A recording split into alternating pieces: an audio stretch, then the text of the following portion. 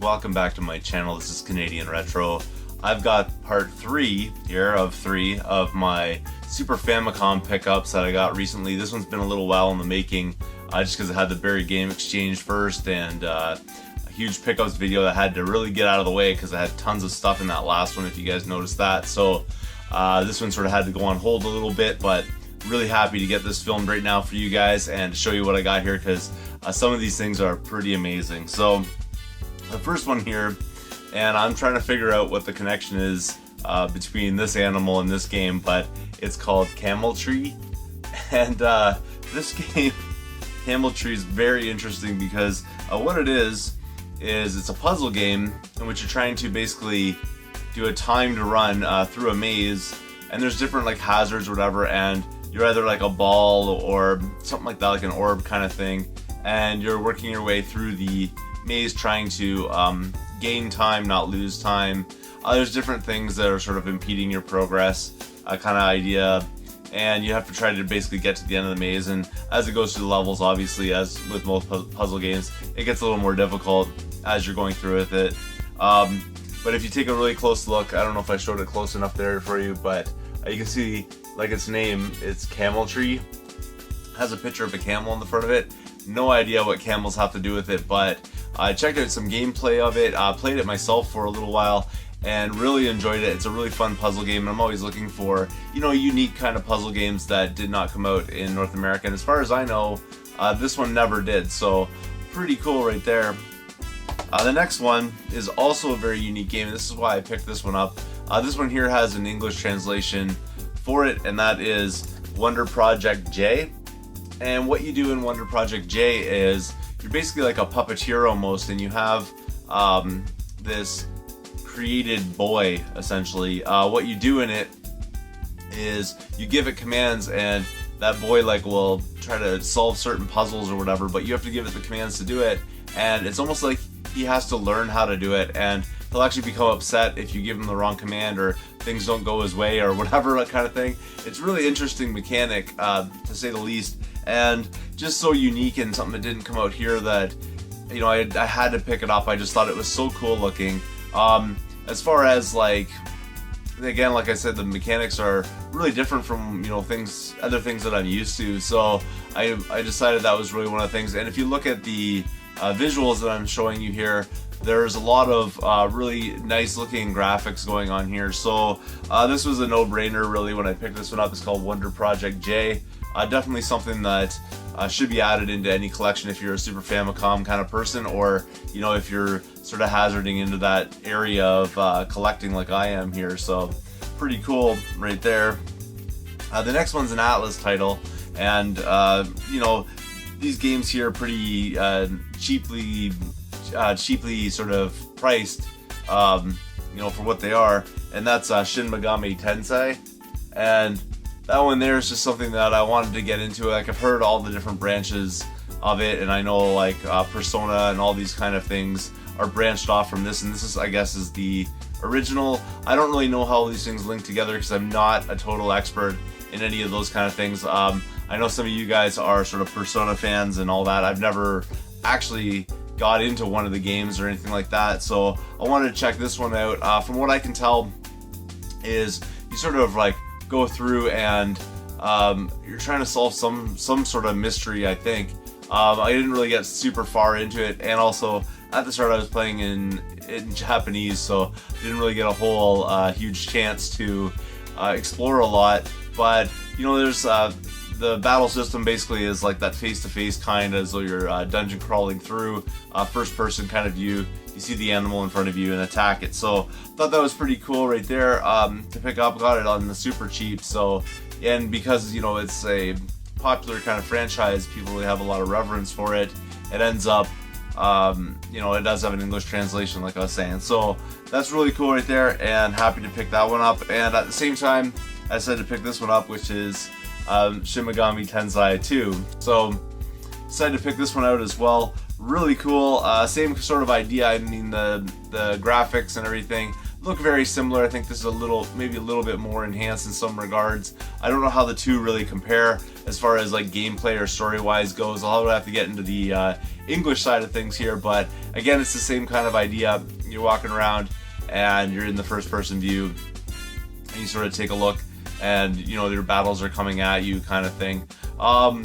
Pretty cool nonetheless. And I figured if I'm going to start somewhere, I thought it would be here, and then maybe perhaps explore the Persona series later. I don't know if it's absolutely necessary, so if you guys can let me know, you know, what's the best order, or what's the way that it all works, because I know there's like all these different things that sort of branch out, and I think this was sort of the starting place, and I could be totally wrong on that. So if I am, can you guys let me know where I should be starting? But as far as I know, starting with these two might be sort of the idea that I'm going with here. The rest of these, again, and sort of going with that sort of uniqueness theme that's going on here in this video, is a really cool game that I have for you here, and it's Front Mission Gun Hazard. And there's different Front Mission games. This is not like the only one. This one here is actually a side-scrolling action kind of game, as far as I can tell from what I've experienced of it so far. That could be something that changes further on down in the gameplay, but as far as I can tell, that's what it is. In the first mission in this one, you know, you're in a mech, and things kind of go bad, and a person is sort of trying to escape the level. You sort of go this way, and then you have to run backwards in the level, but a person's trying to escape, and you have to protect them. And I thought that was a really cool mechanic. It's not like escort mission kind of stuff, because I know in modern games that's a real pain, but this one, you're just sort of trying to blow everything up and not have the person be injured. I don't even know if they could be. It seemed pretty easy. I mean, it was the first level, so it probably isn't set up to be too overly challenging. But when I was playing with it, lots of cool explosions, lots of action, tons of fun, little frantic sort of style thing going on, and something that was not released here. So really cool game right there. Like I said, Front Mission Gun Hazard. Go check it out. Check out some additional gameplay footage of this one. You won't be disappointed. Really awesome title right here.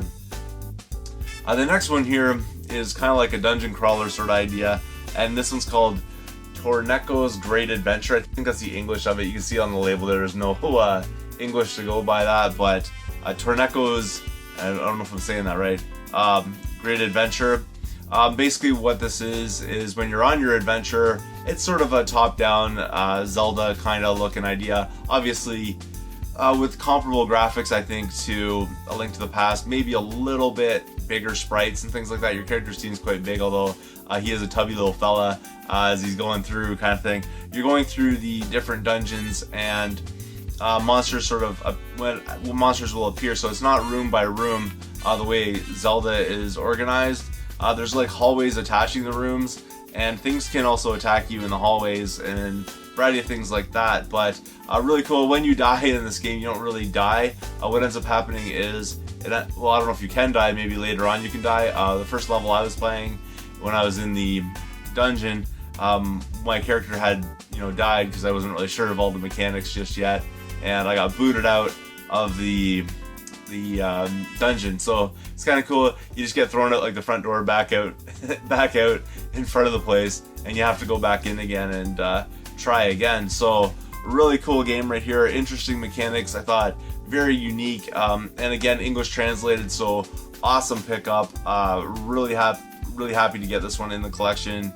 Something I was sort of checking out when I was going after these Super Famicom games, and I was able to snag one up. And this one is in really beautiful shape, other than the fact that on the back there's a little bit of ripping on the label. But other than that, absolutely wonderful title right there.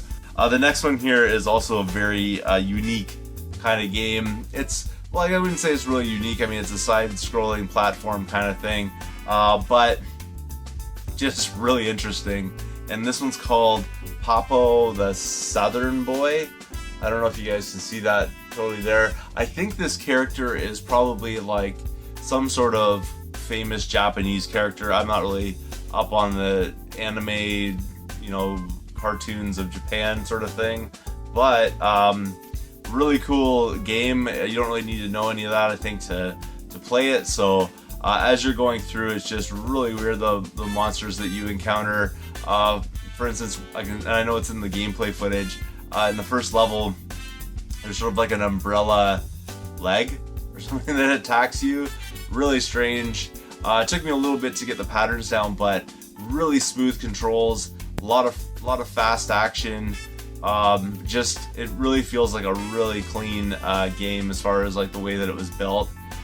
Beautiful visuals, all that kind of good stuff. So as I was going through, I actually spent quite a bit of time extra in this game. You know, I was really trying to get like maybe 3 minutes of footage, just basically at the start of all these games, just to get some footage for you guys so you can see what was going on. And I ended up playing this one for over an hour, just because I got into it and really was enjoying it. So if you have not checked out this one, definitely do that. Like I said, I always say though, I do have some gameplay footage, but you might want to go check out like a review or something like that for this one. Really cool.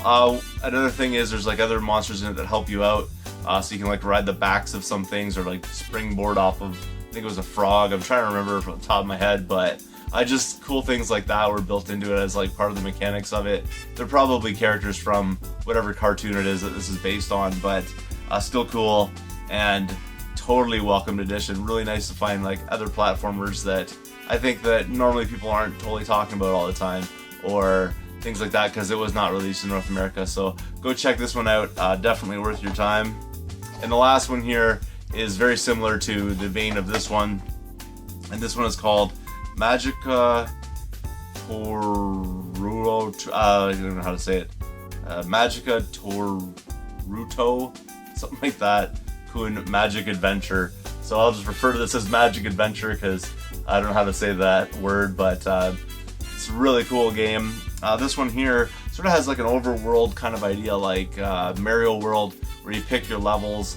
When you go into the level, your attack, and this is totally hilarious, is your tongue. So you have a super long tongue, and you're basically trying to, and it seems to me like you're trying to collect these like little brown orbs. I don't know what exactly they're supposed to represent, but they do count them, you know, in your status bar kind of thing as to what you're getting for it. So I mean, that's like adding them up. So I don't really know what they're for, if you can like use them for currency or something like that, but you know, you get like sort of bonus for getting more and more of those. And as you're going through, you can directionally shoot your tongue, which is extremely long. I'm sure you can see that from the gameplay footage, but when I saw this, I was just like, that's absolutely the strangest kind of thing for this. Again, this could also be based off of some sort of like character from Japan, you know, that's established before and turned into a game. I don't totally know everything about that necessarily, but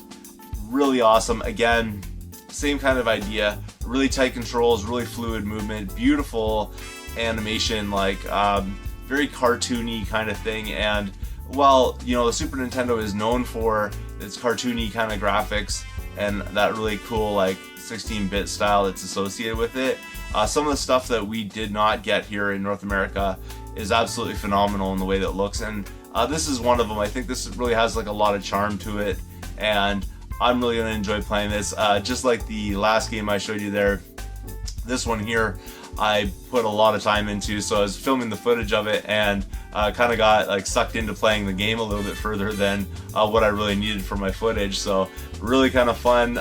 Really happy to pick this one up as well, just because I was looking forward to this. This is probably one of the most look forward to kind of ones that I got in these whole lots. So really cool right there. Go check this one out. That's everything I got for you this time around. If you haven't totally checked out Super Famicom stuff, I highly recommend that you do. There's probably going to be some games out there that you really want to get for your collections. Again, these are totally playable on the Retron 5, which is really nice. Also, you can do like a little bit of a mod to your Super Nintendo system, pull out a couple of tabs in it, and away you go. You're able to fit these in there as well. So I highly recommend, if you guys can get your hands on some Super Famicom games, go and do that before people start going nuts on them and prices go through the roof, because there's a lot of really good titles, especially these ones that I've shown you these last few videos. some really great like quality titles that go for pretty much dirt cheap as it is right now.